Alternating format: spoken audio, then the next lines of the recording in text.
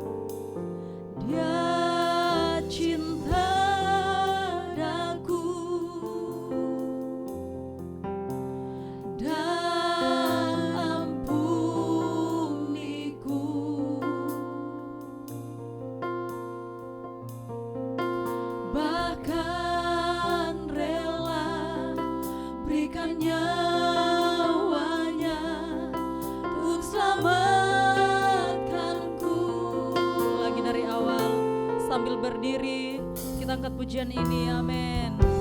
Haleluya Tuhan.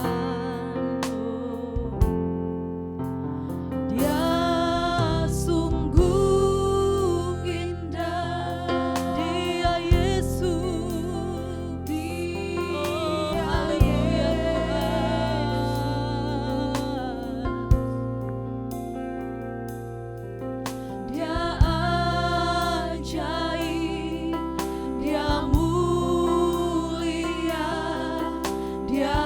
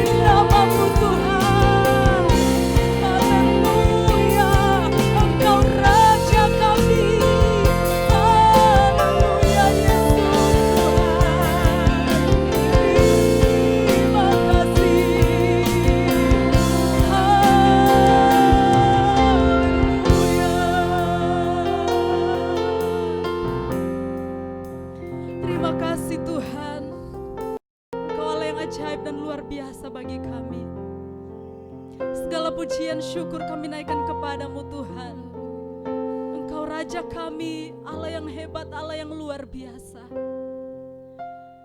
Kami percaya Engkau hadir di tengah-tengah ibadah kami.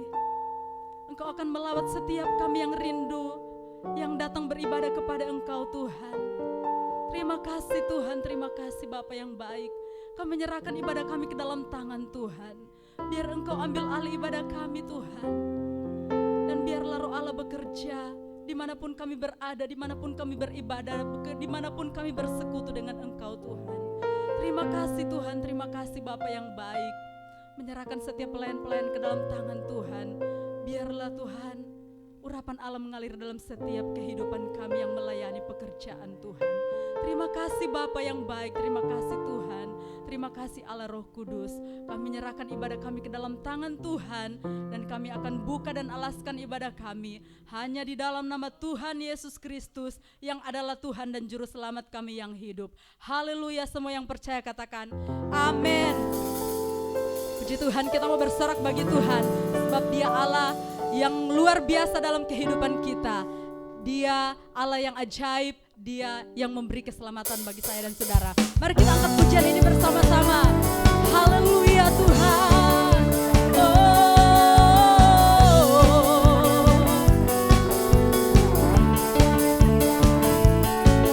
Bukan karena usahaku dan perbuatanku, semua pemberianmu, kasih dan rahmat yang kekal, berikan kepastian.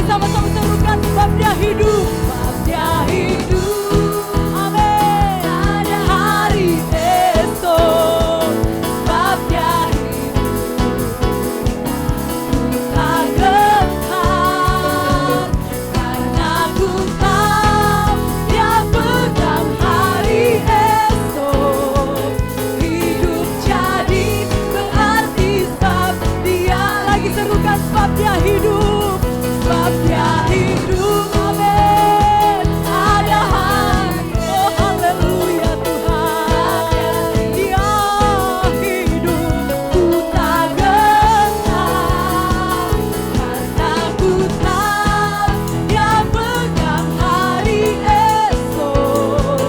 Hidup jadi berarti sebab Dia hidup. Amin Tuhan.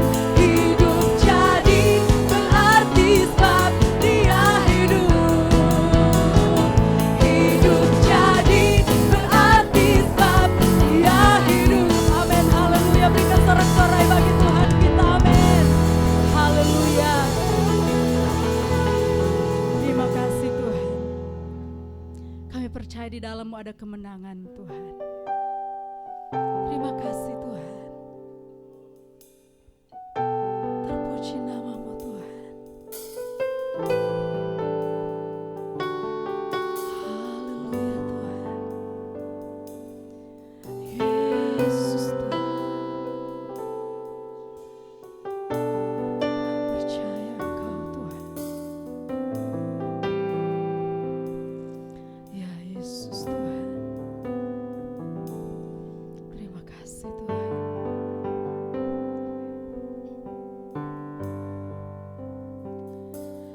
Christ alone will I glory, though I could pride myself in battles won. For I've been blessed beyond measure, and by His strength alone I overcome. Oh, I could stop and count successes like diamonds in my hand, but those trophies could not equal to the grace by which I stand. Christ alone I place my trust, and find my glory in the power of the cross.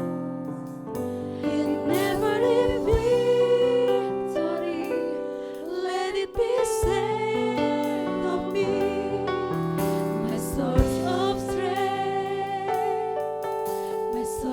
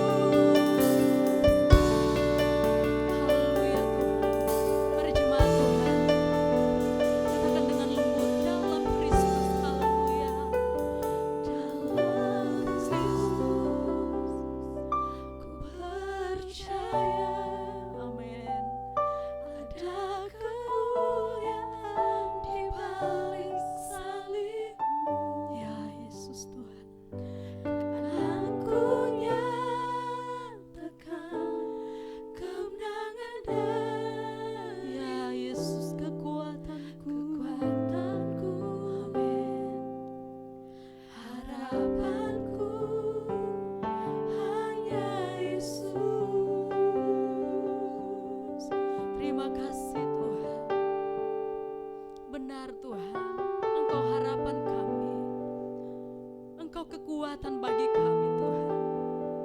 Hanya kepadamu Tuhan kami percaya, di dalam Engkau ada kemenangan yang akan kami alami dan rasakan Tuhan. Terima kasih Bapa yang baik, terima kasih Yesus, terima kasih Allah Roh Kudus. Saat ini Tuhan kami rindu mendengarkan kebenaran firman-Mu. Mari Tuhan kami berdoa biar Tuhan urapi hamba-Mu yang akan menyampaikan firman-Mu. Biar setiap telinga yang mendengar firman-Mu Tuhan, setiap kami umat-umat jemaat Tuhan dimanapun kami berada saat ini, kami rindu mendengar firman-Mu. Dan biarlah Tuhan ketika kami mendengar firman-Mu, kami mendapat kemenangan, kami mendapat kelepasan, kami dipulihkan, kami dikuatkan dengan kebenaran firman-Mu. Terima kasih Tuhan. Ini yang menjadi syukur doa kami. Kami akan siap menerima firman-Mu Tuhan, di dalam nama Tuhan Yesus Kristus yang adalah Tuhan dan Juru Selamat kami. Haleluya, haleluya, amin. Haleluya, puji Tuhan. Selamat pagi Bapak Ibu Saudara. Suatu kebiasaan dalam gereja kita akan mendengarkan pesan persembahan sebelum kita melakukan persembahan. Pagi hari ini mari sebelum kita memberikan persembahan kita buka dalam Matius 13 ayat 23. Matius 13 ayat yang ke-23. Saya akan bacakan. Yang ditaburkan di tanah yang baik ialah orang yang mendengar firman itu dan mengerti, dan karena itu ia berbuah, ada yang 100 kali lipat, ada yang 60 kali lipat, ada yang 30 kali lipat. Puji Tuhan. Bapak Ibu Saudara, ayat ini ada dalam perikop perumpamaan tentang seorang penabur, di mana di ayat-ayat sebelumnya dijelaskan tentang benih yang ditaburkan di berbagai macam jenis tanah. Ada yang di tanah yang baik dan ada yang di tanah yang tidak baik. Bapak Ibu Saudara, pada ayat ini dikatakan bahwa yang ditaburkan di tanah yang baik ialah orang yang mendengarkan firman itu dan mengerti. Berarti bisa juga kita katakan bahwa orang yang mendengar firman itu dan mengerti adalah seperti benih yang ditaburkan di tanah yang baik. Nah, Bapak Ibu Saudara, suatu tumbuhan itu terjadi di dalam permukaan, sehingga tanah yang baik itu sangat mempengaruhi kualitas dari pertumbuhan. Dalam pertumbuhan itu, waktu di dalam tanah, benih yang ditaburkan di dalam tanah akan melakukan pertumbuhan, di mana akar-akar itu akan menjadi kokoh, di mana pertumbuhan akar itu terjadi di dalam bawah tanah itu, sehingga tanah yang baik adalah sangat mempengaruhi kualitas dari pertumbuhan suatu benih. Nah, Bapak Ibu Saudara, di dalam pertumbuhan itu juga terjadi pertumbuhan yang akan mempengaruhi kualitas dari seluruh tubuh tumbuhan itu. Nah, Bapak Ibu Saudara, begitu juga waktu kita mendengarkan firman Tuhan dan kita mengerti, maka kita seperti benih yang ditabur pada tanah yang baik. Waktu firman Tuhan hidup di dalam kita, maka setiap taburan kita akan bertumbuh dengan baik dan menghasilkan buah yang berkualitas. Jadi waktu kita menghidupi firman Tuhan dan kita hidup dalam firman Tuhan itu, maka taburan kita bisa bertumbuh dan menghasilkan buah yang berlipat-lipat ganda. Nah, Bapak Ibu Saudara, mendapatkan kualitas tanah yang baik memang tidak mudah, tetapi mari kita sama-sama berjuang untuk berusaha memperbaiki kualitas tanah kita. Mari kita sama-sama berusaha untuk menghidupi firman Tuhan dan hidup dalam firman Tuhan itu agar tanah hati kita menjadi tanah hati yang baik, sehingga setiap taburan yang kita tabur akan menjadi tumbuhan yang berkualitas, akan menjadi membuahkan hasil yang akan memberkati banyak orang-orang yang menikmatinya. Mari Bapak Ibu Saudara kita perbaiki setiap kualitas hati kita. Mari kita hidupi firman Tuhan. Mari berusaha untuk hidupi firman Tuhan dalam hidup kita, sehingga setiap buah yang kita hasilkan akan berlipat-lipat ganda, dan buah itu yang akan memberkati setiap orang-orang yang akan menikmati buah itu. Puji Tuhan. Mari Bapak Ibu Saudara,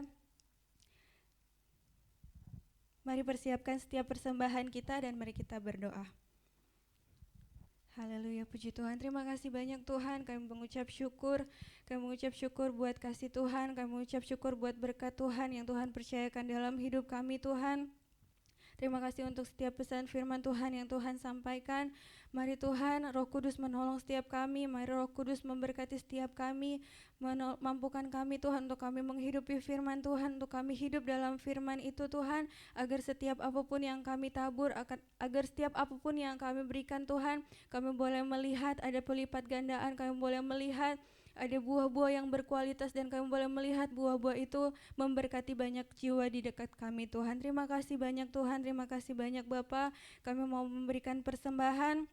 Kami serahkan seluruh hidup kami ke dalam tangan-Mu Tuhan. Hanya dalam nama Tuhan Yesus Kristus. Haleluya. Amin.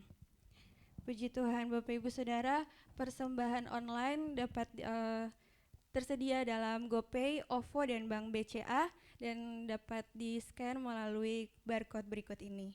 Puji Tuhan, terima kasih Tuhan Yesus memberkati. Haleluya, puji Tuhan, salam sejahtera buat kita semua. Puji Tuhan, hari yang baik saudara, kita bersyukur kepada Tuhan, kita dapat berkumpul lagi bersama-sama untuk bersekutu, beribadah bersama-sama. Dan mari saudara siapkan hati saudara, kita akan mendengarkan kebenaran firman Tuhan. Saudara, minggu kemarin kita belajar tentang bagaimana kekristenan kita membangun dasar rohani kita. Saya berharap saudara sudah membangun dasar kekristenan saudara dan kita sudah menemukan bahwa tidak ada dasar yang lain yang bisa diletakkan dalam hidup kekristenan selain di dalam Tuhan Yesus Kristus. Tidak ada dasar yang lain. Sekali lagi bahwa dasar memberikan batas kepada seberapa tinggi dan seberapa berat sebuah bangunan itu jadi. Saya percaya saudara ingin diberkati, saudara ingin berhasil, bahkan saudara ingin sampai ke dalam kerajaan sorga, saudara ingin sama seperti Tuhan Yesus. Tetapi untuk sampai di titik itu, Yesus memperkuat dasar rohani saudara. Dan dasar kita adalah di dalam Tuhan Yesus. Alkitab jelas tentang satu hal. Fondasi yang benar dari kehidupan kekristenan adalah Yesus Kristus sendiri. Tidak ada yang lain. Bukan upacara keagamaan, bukan anggota dari sebuah gereja, bukan pelayanan, bukan posisi, bukan jabatan, melainkan Yesus Kristus sendiri. Tidak ada fondasi yang lain yang bisa diletakkan oleh siapapun juga. Cuman di dalam nama Tuhan Yesus. Tidak ada nama lain. Sehebat-hebatnya nama yang ada di dalam dunia ini, dia tidak bisa dijadikan dasar untuk membangun rohani saudara dan saya. Jadi saudara ingin kuat di dalam Tuhan, saudara ingin teguh menghadapi setiap perjalanan, saudara ingin kuat menanggung segala perkara, saudara ingin memenangkan setiap peperangan saudara, saudara ingin bertambah dalam segala hal, saudara ingin keluarga saudara alami pemulihan, saudara ingin berkat-berkat Allah memberkati dalam usaha pekerjaan, saudara ingin masa muda saudara berkembang dalam segala perkara, perkuat dasar saudara. Perkuat dasar saudara dan dasar itu hanya ada di dalam Tuhan Yesus Kristus. Mari kita melihat Matius pasal 6 ayat yang ke-13 sampai ayat yang ke-18.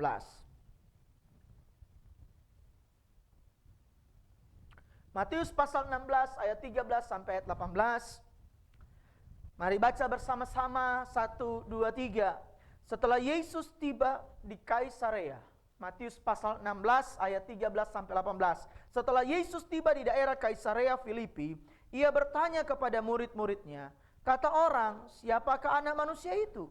Jawab mereka, ada yang mengatakan Yohanes Pembaptis, ada juga yang mengatakan Elia, dan ada pula yang mengatakan Yeremia atau salah seorang dari para nabi. Lalu Yesus bertanya kepada mereka, tetapi apa katamu, siapakah aku ini? Maka jawab Simon Petrus, engkau adalah Mesias, anak Allah yang hidup. Kata Yesus kepadanya, berbahagialah engkau Simon bin Yunus, sebab bukan manusia yang menyatakan itu kepadamu, melainkan Bapa-Ku yang di sorga. Dan aku pun berkata kepadamu, engkau adalah Petrus, dan di atas batu karang ini, aku akan mendirikan jemaat-Ku, dan alam maut tidak akan menguasainya. Saudara perhatikan di sini, sampai Tuhan Yesus memberikan sebuah kebenaran. Kalau dasar kita kuat, kalau dasar kita di dalam Yesus, alam maut pun tidak akan bisa menguasai saudara. Apalagi soal penyakit, masalah persoalan, apalagi soal finansial, apalagi soal masa depan, apalagi soal hubungan. Saudara tidak akan tergoyahkan kalau saudara meletakkan dasar hidup saudara, dasar rohani saudara, dasar iman saudara di dalam Tuhan Yesus. Sekali lagi, Alkitab sangat jelas, fondasi yang benar dari kehidupan kekristenan bukan nama besar gereja, bukan nama besar seorang hamba Tuhan, bukan nama besar di mana saudara bisa pergi dan berada. Bukan, hanya di dalam Tuhan Yesus Kristus sendiri. So datang ke gereja bukan karena gereja, bukan karena fasilitas gereja, bukan karena siapa yang pembicaranya. So datang ibadah karena saudara tahu di sana ada Tuhan Yesus. Karena saudara meletakkan iman saudara di dalam Tuhan Yesus. Saudara cari Tuhan, so ikut Tuhan, so percaya kepada Tuhan, so melayani Tuhan. Bukan karena dasar berkat, bukan karena keberhasilan, bukan karena saudara ingin mengalami perluasan, bukan hanya karena alasan jasmani. Tetapi pastikan setiap kali engkau memutuskan untuk datang kepada Tuhan, Yesus adalah dasarnya.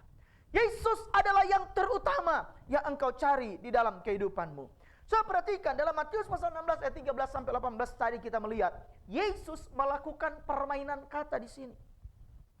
Ada Petrus dan ada Petra. Dalam bahasa Yunani batu, kata batu, batu kecil, Petros menunjuk kepada Petrus. Tetapi kemudian dalam bahasa Yunani Petra, batu karang besar, ini menunjuk kepada Tuhan Yesus. Jadi waktu ayat 18 berkata begini, dan aku pun berkata kepadamu, engkau adalah Petrus, batu kecil atau kerikil. Kemudian Tuhan bilang begini, dan di atas Petra, di atas batu karang yang besar, Tuhan akan mendirikan gerejamu. Jadi sudah dengarkan dengan baik, saudara dan saya, gereja Tuhan, umat Tuhan tidak didirikan di atas Petrus, di atas Petrus, di atas nama besar seorang manusia, di atas nama besar seseorang. Sebesar-besarnya seseorang, dia cuma batu yang kecil, dia cuma kerikil. Sebesar-besar dan semegah-megahnya sebuah gereja, sebagus-bagusnya sebuah fasilitas gereja, dia cuma Petrus. Dia cuman batu kecil. Dia cuman kerikil. Saudara dan saya tidak dibangun di atas Petrus. Ayat ini jelas sekali berkata, Yesus bicara soal gereja. Gereja tidak dibangun di atas Petrus. Gereja tidak dibangun di atas seorang manusia yang rawan dengan kelemahan. Gereja tidak dibangun kepada seorang manusia yang kemudian pernah menyangkal Tuhan Yesus. Gereja tidak pernah dibangun di atas dasar manusia yang penuh dengan kelemahan. Jangan salah meletakkan dasar imanmu. Karena dasar iman satu-satunya batu karang yang menjadi dasar iman Kristen adalah Yesus sendiri. Jadi mari perbaiki kembali fondasi saudara. Mari perbaiki kembali dasar iman saudara. Dasar kekristenan saudara, dasar rohani saudara. So bisa mengagumi sebuah gereja, so bisa mengagumi seorang hamba Tuhan, so bisa mengagumi sebuah fasilitas, tapi jangan pernah jadikan itu dasar dalam kekristenan. Saudara boleh merindukan keberhasilan, so boleh merindukan berkat, so boleh merindukan hubungan yang baik, saudara boleh merindukan hal-hal baik terjadi dalam hidupmu, tapi jangan pernah jadikan itu dasar dalam kekristenanmu. Yesus batu karang yang teguh. Kalau Yesus diletakkan dengan benar dalam imanmu, alam maut pun tidak akan bisa menguasai saudara. Sebab dia hidup ada hari esok. Jadi saudara lihat ini, 1 Korintus pasal 10 ayat 4.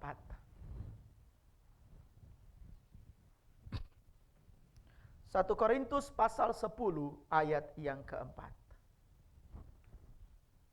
Men, dan mereka semua minum minuman rohani yang sama, sebab mereka minum dari batu karang rohani yang mengikuti mereka, dan batu karang itu ialah Kristus.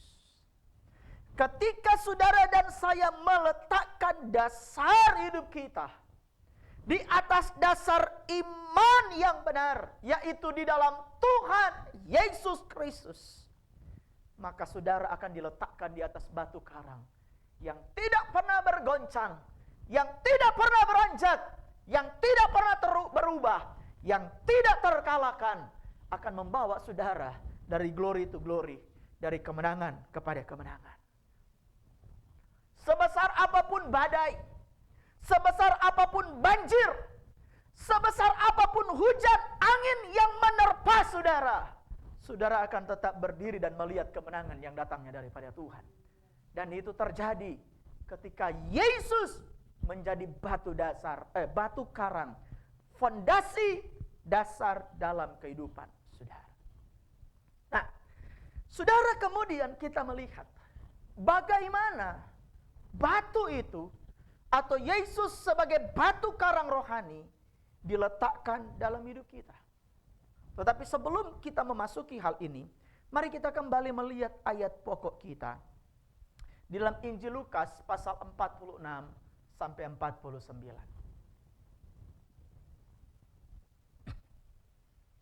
Injil Lukas pasal 6 ayat 46 sampai 49. Mari kita baca bersama-sama. 2, 3. Mengapa kamu berseru kepadaku, Tuhan, Tuhan, padahal kamu tidak melakukan apa yang aku katakan? Setiap orang yang datang kepadaku dan mendengarkan perkataanku, serta melakukannya, aku akan menyatakan kepadamu dengan siapa ia dapat disamakan. Ia sama dengan seorang yang mendirikan rumah. Orang itu menggali dalam-dalam dan meletakkan dasarnya di atas batu.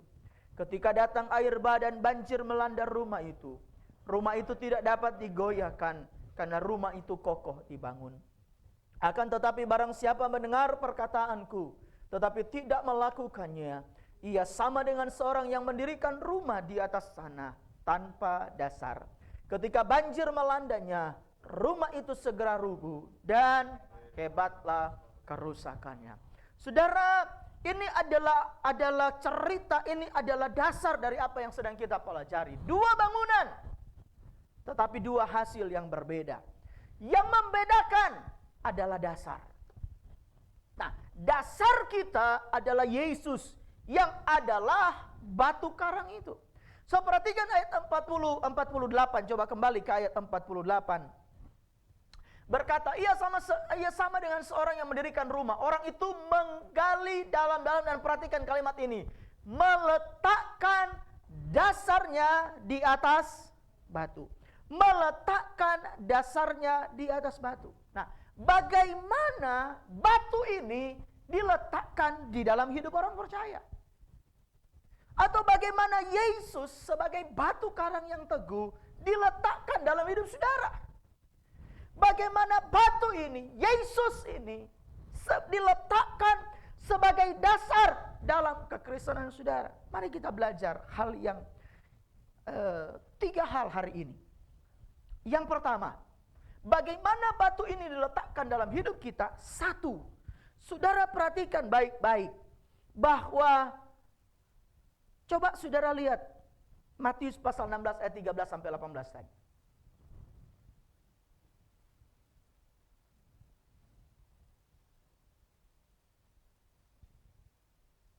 Matius pasal 13 ayat yang 16, Matius pasal 16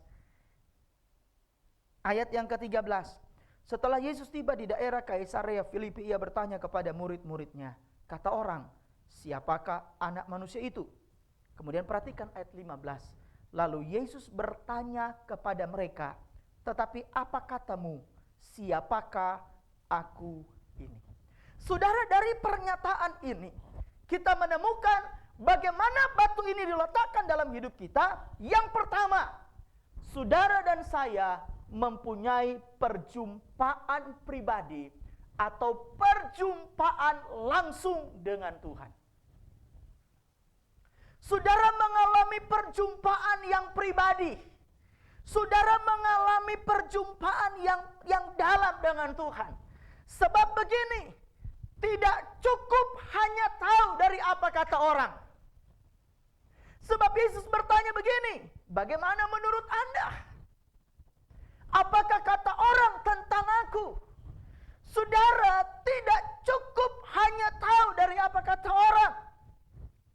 Saudara, Petrus mengalami perjumpaan dengan Yesus tanpa ada perantara. Bukan Maria, bukan orang kudus, bukan malaikat. Petrus berhadapan langsung dengan Yesus tanpa ada sekat. Tanpa ada tembok, tanpa ada pemisah. Petrus mengalami perjumpaan muka dengan Yesus. Tanpa ada perantara di tengah-tengah mereka. Bukan karena ada satu nama, bukan ada satu gereja, bukan karena satu organisasi, bukan karena satu gembala, tetapi Petrus mengalami sendiri perjumpaan dengan Tuhan. Ini cara pertama kita meletakkan Yesus dalam hidup kita, meletakkan batu dalam hidup kita. Saudara mengalami perjumpaan pribadi dengan Tuhan. Dan setiap perjumpaan pribadi dengan Tuhan melahirkan kasih mula-mula. Setiap perjumpaan pribadi dengan Tuhan membawa kita bernyala-nyala dengan Tuhan, membawa kita bersemangat dengan Tuhan. Setiap perjumpaan dengan Tuhan membawa persekutuan yang tidak pernah terlupakan. Semakin saudara dalam bertemu dengan Tuhan, maka ikatan saudara dengan Tuhan akan semakin kuat. Batu itu akan semakin kokoh kalau saudara mengalami sebuah perjumpaan pribadi. Sebuah perjumpaan yang langsung dengan Yesus. Untuk itulah Yesus bangkit dari kematian. Untuk itulah Tuhan saya dan saudara hidup. Untuk apa? Supaya saya dan saudara bisa mengalami perjumpaan dengan Tuhan. Supaya saya dan saudara bisa mengalami kedalaman dengan Tuhan. Bukankah Yesus sendiri berkata dalam Matius pasal 11 ayat yang ke-28. Matius pasal 11 ayat yang ke-28 berkata, "Marilah kepadaku semua yang letih lesu dan berbeban berat, aku akan memberikan" apa saudara? Saudara, Tuhan bilang mari. Kata mari kan artinya bertemu dengan Tuhan. Amin. Kata mari ini kan artinya secara langsung. Tidak ada perantara. Tidak ada tembok. Tidak ada melebihi dari setiap batasan-batasan yang bisa dilakukan oleh manusia. Saudara sendiri mengalami, Tuhan bilang mari kepadaku. Bukankah setiap kali kita ketemu Tuhan, yang muncul adalah kelegaan? Bukankah setiap kali saudara ketemu Tuhan, saudara mengalami kesukaan? Bukankah setiap kali saudara ketemu dengan Tuhan, beban saudara lepas? Setiap kali saudara ketemu dengan Tuhan, yang cuman keluar dari mulut dan hati saudara, ucapan syukur. Tidak ada yang lain. Amin. Setiap kali saudara ketemu Tuhan, saudara cuma bisa memuji Tuhan. Saudara mengucap syukur.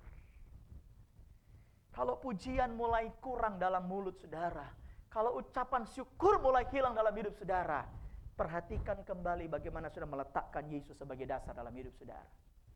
Karena batu itu, dasar itu diletakkan lewat perjumpaan pribadi dengan Tuhan. Kalau sudah mulai banyak takut hari-hari ini, sudah mulai banyak cemas hari-hari ini, sudah mulai banyak gelisah hari-hari ini, sudah mulai banyak khawatir hari-hari ini, sudah mulai ragu hari-hari ini, batumu lagi bergeser.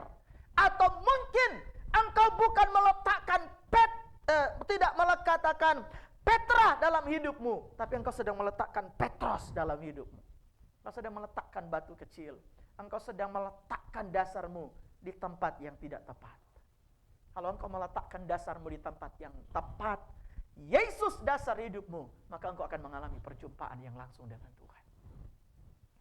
Saya mendorong, berulang-ulang kali Yesus mengungkapkan dalam Alkitab, carilah maka engkau akan menemukan aku. Mari datang kepadaku. Tuhan bilang mari datang kepadaku.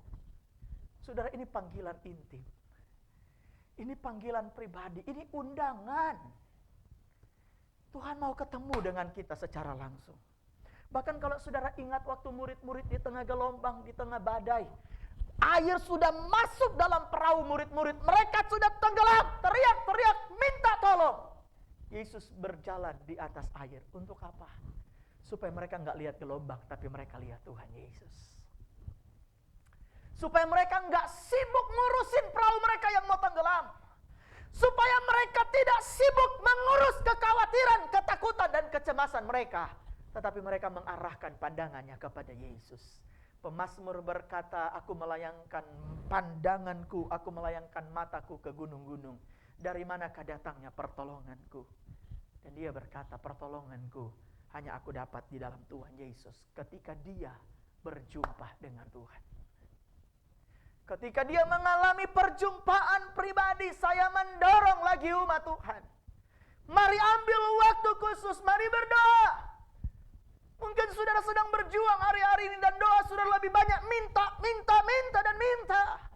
Tapi saya mendorong mau ke hari ini. Saudara berdoa dan berkata, Tuhan aku ingin bertemu dengan Engkau. Tuhan aku ingin berjumpa dengan Engkau. Tuhan aku ingin mengalami Engkau. Engkau adalah Tuhan yang hidup, berjumpalah dengan aku. Berjumpalah Tuhan. Sebab perjumpaan yang langsung dengan Tuhan akan membuat Yesus menjadi batu karang dalam hidup saudara. Yang kedua, saudara melihat, masih kembali ke Injil Matius pasal 16. Ayat 16 saudara perhatikan. Injil Matius pasal 16 ayat yang ke-16. Mari kita baca bersama-sama. 1, 2, 3.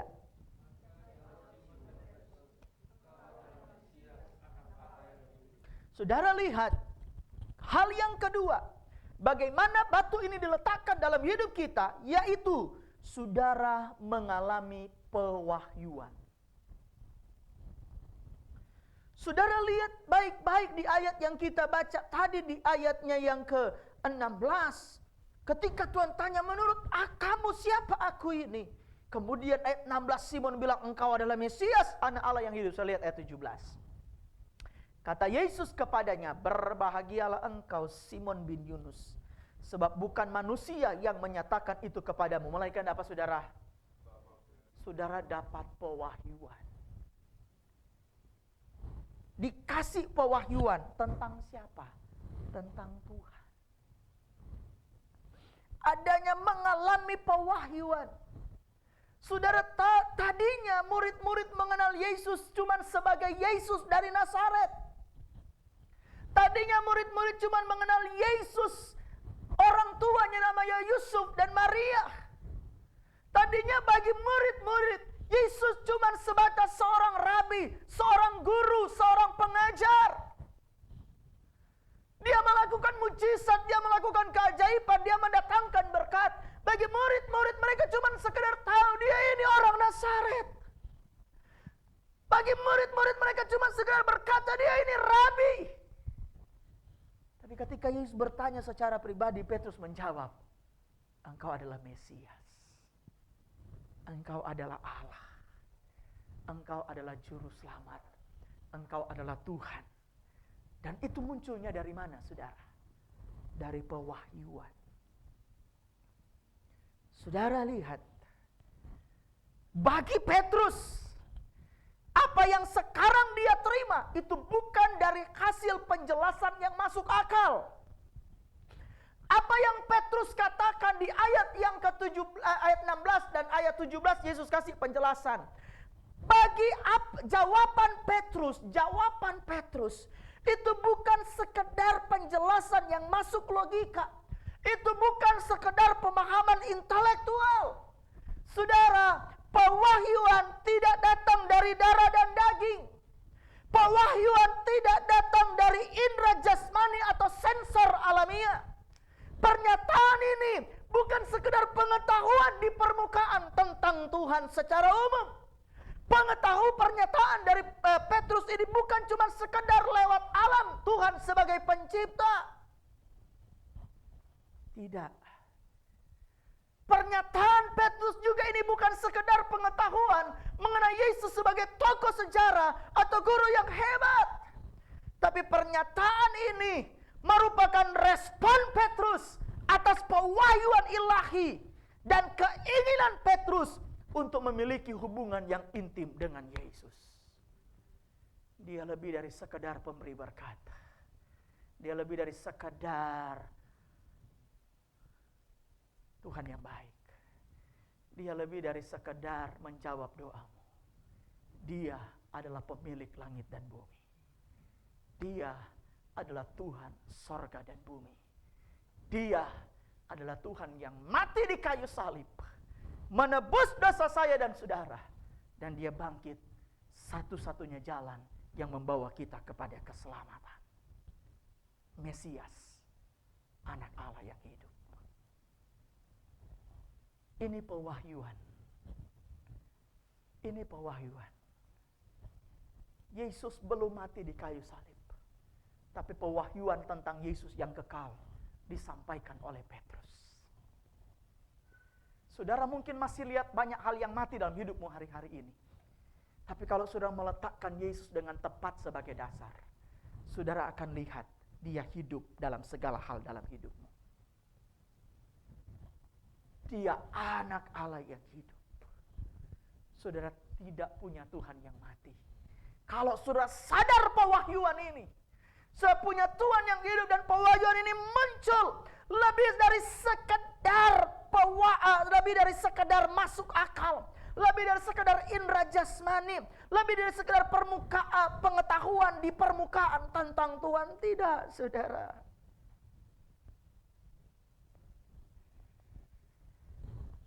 Paulus menyatakan begini, saudara.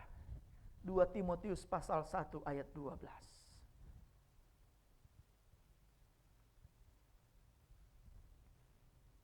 2 Timotius pasal 1 ayat 12.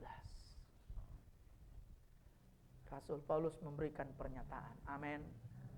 2 Timotius 1 ayat 12, 2, 3. Itulah sebabnya aku menderita semuanya ini. Tetapi aku tidak malu. Karena aku tahu kepada siapa aku percaya. Dan aku yakin bahwa dia berkuasa memeliharakan apa yang telah dipercayakannya kepadaku. Apa saudara? Paulus bilang, dia berkata, aku tahu apa yang aku percayai. Aku tahu kepada siapa yang aku percayai. Iman Paulus tidak didasari atas filosofi. Iman Paulus tidak didasari hanya sekedar penjelasan yang masuk akal. Iman Paulus tidak hanya didasari oleh pemahaman intelektual. Iman dari Paulus tidak didasarkan atas sebuah gereja, atas nama besar orang, tetapi atas seorang pribadi. Paulus tidak pernah melihat Yesus secara jasmani. Dia memang pernah alami perjumpaan dengan Tuhan waktu dia sedang menuju ke Damsyik. Tapi yang dia lihat itu cuma terang, tidak melihat Yesus secara jasmani. Tetapi itu tidak menggoncangkan imannya akan Kristus. Aku tidak malu sekalipun aku menderita kerugian. Aku tidak malu sekalipun aku menderita. Aku tidak malu sekalipun aku sengsara. Aku tidak malu sekalipun saya tidak punya hanya harta jasmani yang banyak. Aku tidak malu sekalipun aku dalam keadaan susah. Aku dalam keadaan tidak baik. Aku dalam keadaan sakit. Aku tidak malu. Karena aku tahu kepada siapa aku percaya. Tahukah saudara siapa yang saudara percaya? Tahukah saudara siapa yang saudara imani hari-hari ini? Dan itu muncul dari pewahyuan. Melebihi batasan intelektual. Melebihi yang masuk akal. Melebihi dari sekedar indera kita bisa menangkap. Lebih daripada itu. Ini adalah pewahyuan rohani. Dan pewahyuan rohani adalah karya dari pekerjaan Roh Kudus. Pewahyuan rohani itu bekerja oleh Roh Kudus. Dan kabar baik buat saudara, Roh Kudus yang sama masih bekerja sampai hari ini. Dia datang untuk memberikan pewahyuan tentang Kristus dalam hidup. Ada banyak hal yang kita nggak tahu. Ada banyak hal yang kita nggak mengerti. Tapi kalau kita dapat pewahyuan dari Tuhan, aku tahu kepada siapa aku percaya. Aku nggak malu menjalani hidup. Aku nggak malu berhadapan dengan situasi. Kenapa? Karena aku tahu Tuhan saya hidup.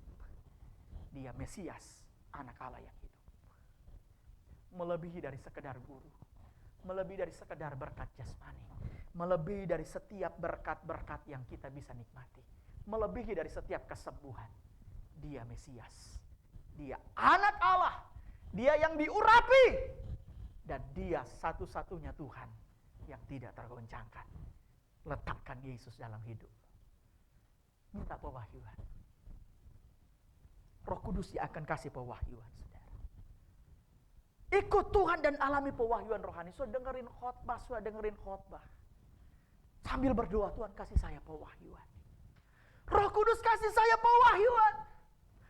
Kasih saya pewahyuan. Saudara ingat ketika Ayub melewati masa-masa susah. Dia sampai di pewahyuan. Aku tahu Engkau sanggup melakukan segala perkara. Dan tidak ada rencanamu yang gagal. Dia masih menderita. Dia masih sakit. Dia masih berduka. Dia masih bangkrut. Tetapi dia dapat pewahyuan. Tuhan punya rencana. Dan rencananya tidak mungkin gagal. Kalau saudara punya pewahyuan ini, saudara akan tahu, saudara nggak pernah ditinggalkan oleh Tuhan. Tuhan saudara adalah Tuhan yang hidup. Amin. Yang terakhir, yang ketiga.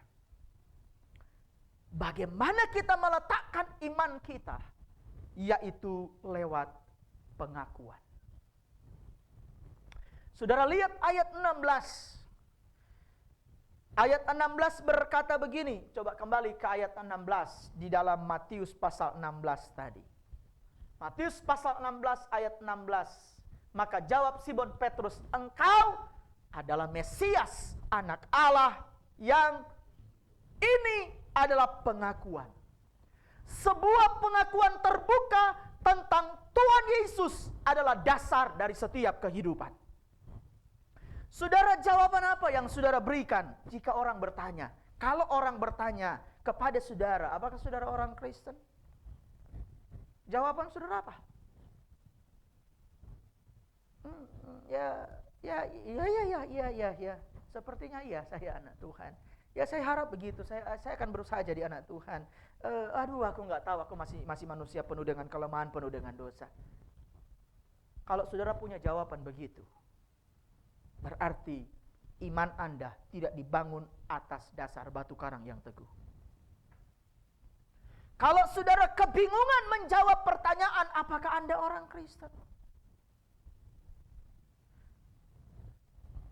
Kalau Anda punya keraguan atas jawaban ini, iman Anda tidak dibangun di atas fondasi yang pasti dari pengenalan pribadi akan Yesus Kristus. Saudara harus berani punya pengakuan. Apakah Anda anak Tuhan? Dan Anda berkata, iya, amin, saya anak Tuhan. Kok anak Tuhan menderita?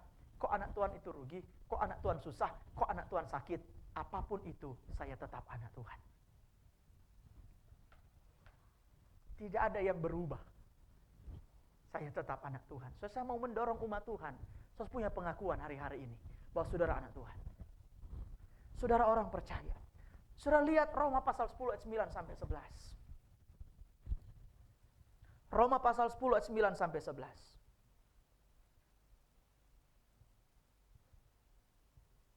Amin. Mari baca bersama-sama. Roma pasal 10 ayat 9 sampai 11. 2 ayat 9, bro. Yuk, 9 sampai 11, 2, 3. Sebab jika kamu mengaku dengan mulutmu bahwa Yesus adalah Tuhan dan percaya dalam hatimu bahwa Allah telah membangkitkan dia dari antara orang mati, maka kamu akan diselamatkan. Karena dengan hati orang percaya dan diselamatkan. Karena kitab suci berkata, barang siapa yang percaya kepadaku, apa saudara? Tidak akan. Panggil nama Tuhan. Sebut nama Tuhan. Buat pengakuan. Kalau dasar hidup kita adalah Tuhan Yesus, sudah tidak akan dipermalukan. Panggil nama Tuhan. Sos punya pengakuan. Saya anak Tuhan. Saya percaya kepada Tuhan. Saya punya iman kepada Tuhan. Barang siapa yang percaya, barang siapa yang mengaku Yesus adalah Tuhan, tidak akan dipermalukan. hidupmu tidak akan dipermalukan. Engkau akan melihat Tuhan mempermuliakan engkau dalam hidupmu. Panggil nama Tuhan, jangan malu-malu. 3 hal hari ini. Dan perhatikan, setiap tahap yang pertama, yaitu saudara berjumpa secara pribadi, saudara mengalami pewahyuan, saudara punya pengakuan tentang Yesus. 3 tahap ini, setiap tahap melibatkan pengalaman yang pasti dan pribadi dengan Tuhan. Tidak ada yang abstrak, tidak ada yang intelektual, tidak ada yang teori. Semuanya melibatkan pengalaman. Saudara, pendapat dan teori bisa berubah. Pendapat dan teori bisa berubah, namun perjumpaan pribadi dengan Yesus tidak akan berubah.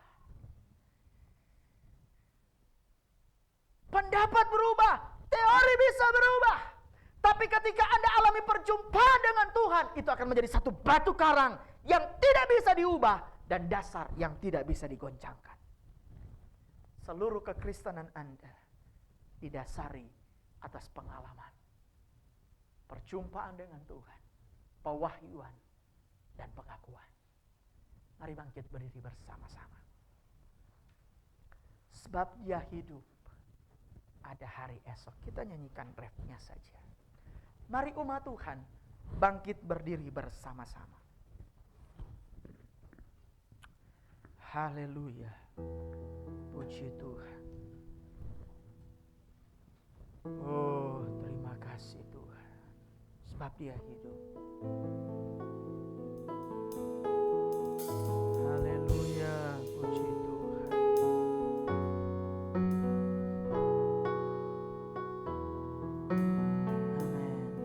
Sebab Dia hidup, ada hari esok. Sebab Dia hidup, ku tak gentar, karena ku tahu Dia pegang hari esok. Hidup jadi berarti sebab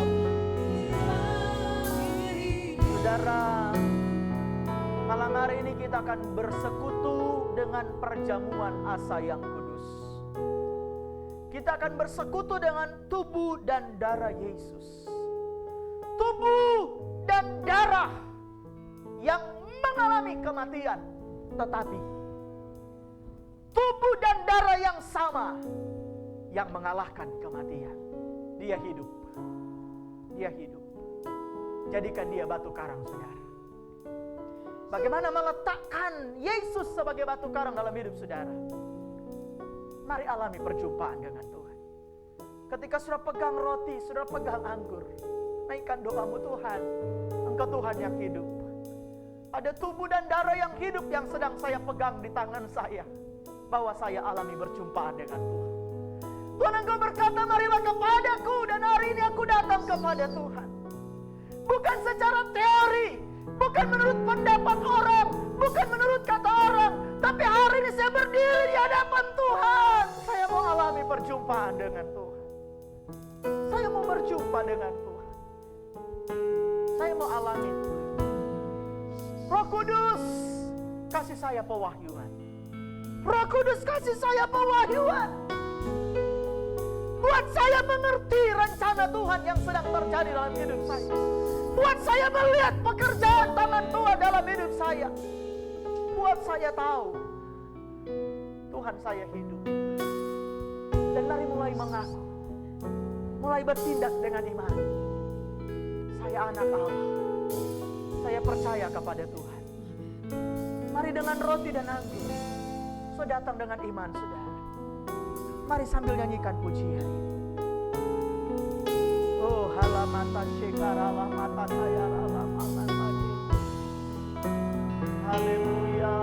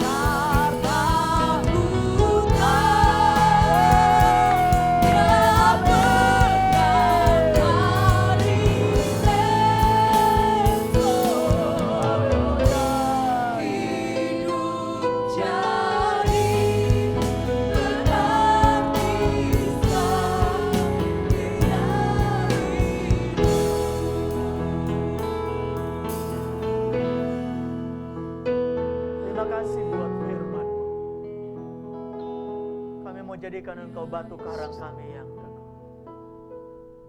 Hari ini Tuhan, sesudah kami menikmati firman-Mu, kami akan bersekutu dengan tubuh dan darah-Mu dalam perjamuan yang kudus. Kuduskan kami, layakkan kami. Kuduskan roti, kuduskan anggur. Supaya ketika kami makan tubuh dan darah-Mu, kami alami perjumpaan dengan Tuhan. Kami mengalami pewahyuan daripada Tuhan. Dan kami punya pengakuan dalam mulut kami. Oh, mari bekerjalah. Bekerjalah. Dalam nama Tuhan Yesus Kristus. Haleluya. Amin. Saudara persiapkan perjamuan kudus saudara sendiri. Mari saudara pegang roti di tangan kanan dan anggur di tangan kiri. Saudara berdoa secara pribadi, meminta perjumpaan, meminta pewahyuan. Saudara punya pengakuan. Mari sambil nyanyikan pujian ini. Sebab Dia hidup.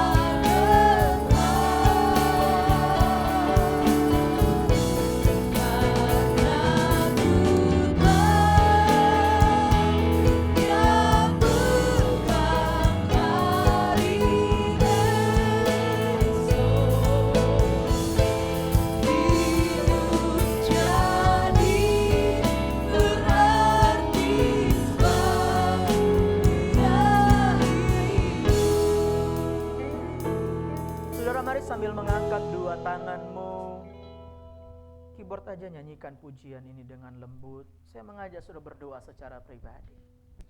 untuk beberapa waktu ke depan. Mari mulai bersekutu dengan Tuhan. Mari mulai mau mengalami perjumpaan dengan Tuhan. Mari mulai mengalami pengalaman pribadi dengan Tuhan. Tanpa batas, tanpa pengantara orang. Saudara sendiri dengan Tuhan. Saudara sendiri dengan Tuhan. Roh Kudus, beri kami pewahyuan. Beri kami pewahyuan, Roh Kudus. Beri kami pewahyuan. Oh, halamasyadar alamamas. Biar tubuh dan darahmu lewat roti dan anggur menjadi batu karang yang teguh dalam hidup kami. Kuralama syandara nama takiara mamamas. Shikarala batakiara nama nama nama nama namas. Shikida barata shinara lama takiara mata shanama.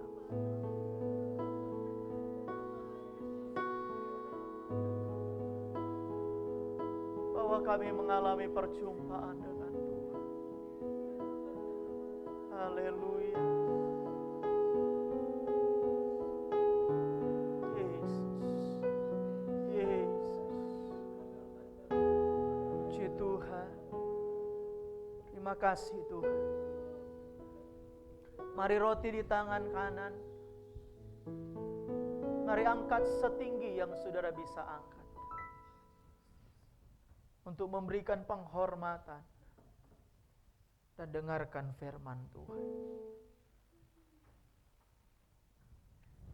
Sebab apa yang telah kuteruskan kepadamu, telah aku terima dari Tuhan, yaitu bahwa Tuhan Yesus pada malam waktu ia diserahkan mengambil roti, dan sesudah itu ia mengucap syukur atasnya. Ia memecah-mecahkannya dan berkata, inilah tubuhku yang diserahkan bagi kamu. Perbuatlah ini menjadi peringatan akan aku. Sebab setiap kali kamu makan roti ini, kamu memberitakan kematian Tuhan sampai ia datang. Mari dengan iman dan pengakuan kita makan bersama-sama. Di dalam nama Tuhan Yesus Kristus, makanlah.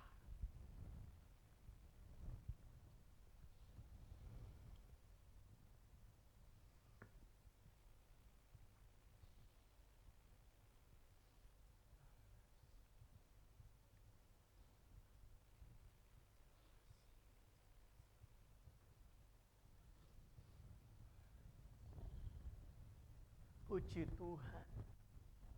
Puji Tuhan, puji Tuhan, puji Tuhan. Haleluya. Mari angkat anggur di tangan kanan setinggi yang sudah bisa angkat untuk memberikan penghormatan. Dengarkan firman Tuhan. Demikian juga ia mengambil cawan sesudah makan lalu berkata, cawanlah perjanjian baru yang dimeteraikan oleh darahku. Perbuatlah ini setiap kali kamu meminumnya menjadi peringatan akan aku. Sebab setiap kali kamu minum cawan ini, kamu memberitakan kematian Tuhan sampai ia datang. Dengan iman dan pengakuan kita minum bersama-sama di dalam nama Tuhan Yesus Kristus. Minumlah.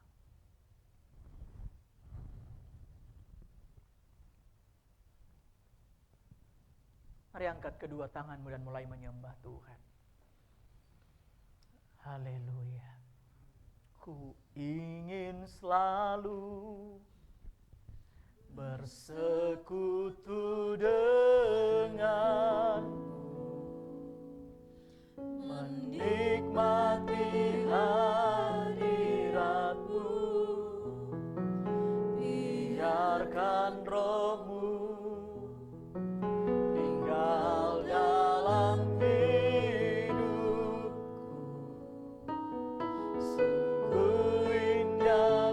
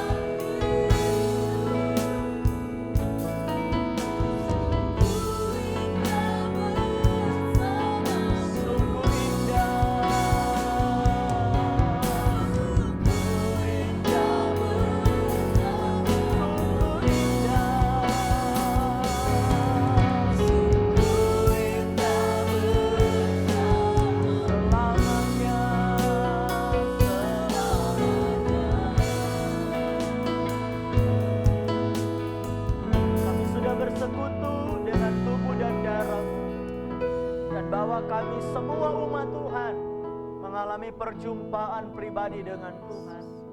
Kami mengalami pewahyuan dari Roh Kudus, sehingga hari-hari kami punya pengakuan iman kami. Dan Tuhan memberkati kami semua. Terima kasih buat ibadah yang diberkati. Terima kasih untuk semua firman, terima kasih untuk kehadiran-Mu. Dan biarlah hidup kami memuliakan nama-Mu Tuhan. Ulurkan kedua tangan-Mu dan letakkan ke atas setiap kami yang sudah datang melayani, yang sudah datang beribadah di rumah masing-masing. Berkat Allah, rohani jasmani Engkau limpahkan mengalir memberkati kami di dalam nama Tuhan Yesus Kristus. Diberkatilah kami di sepanjang perjalanan minggu ini. Jaga pagari, lindungi, sertai tutup bungkus kami dengan kuasa darah-Mu. Kami sehat, kami kuat, kami diberkati, kami dibuat berhasil, kami aman, kami selamat. Terima kasih Tuhan kami, Tuhan yang hidup. Terima kasih Tuhan, segala pujian, hormat, kemuliaan, ucapan syukur bagi nama-Mu Tuhan. Sekali lagi angkat kedua tangan-Mu. Dan pada akhirnya saudara-saudaraku, Tuhan memberkati engkau dan melindungi engkau. Tuhan menyinari engkau dengan wajah-Nya dan memberikan engkau kasih karunia. Tuhan menghadapkan wajah-Nya dan memberikan engkau damai sejahtera. Terimalah berkat kasih dari Allah Bapa, keselamatan anugerah dari Allah Anak, persekutuan, penghiburan, kuasa, pertolongan dari Allah Roh Kudus menguatkan kita, meneguhkan kita, membimbing perjalanan kita sampai hari Maranatha, sampai kita menjemput Tuhan Yesus pada saat Dia datang kali yang kedua, masuk ke dalam kerajaan sorga, tinggal kekal selama-lamanya. Tuhan memberkati kita dengan berlimpah-limpah, memperluas daerah kita. Tangan kasih Tuhan menjaga dan melindungi kita dari malapetaka, sehingga kesakitan tidak menimpa kita. Kita berjalan berbahagia bersama dengan Tuhan di dalam nama Tuhan Yesus Kristus, kita yang dikasihi dan diberkati. Tuhan berkata, amin. Selamat hari Minggu. Tuhan Yesus memberkati kita semua.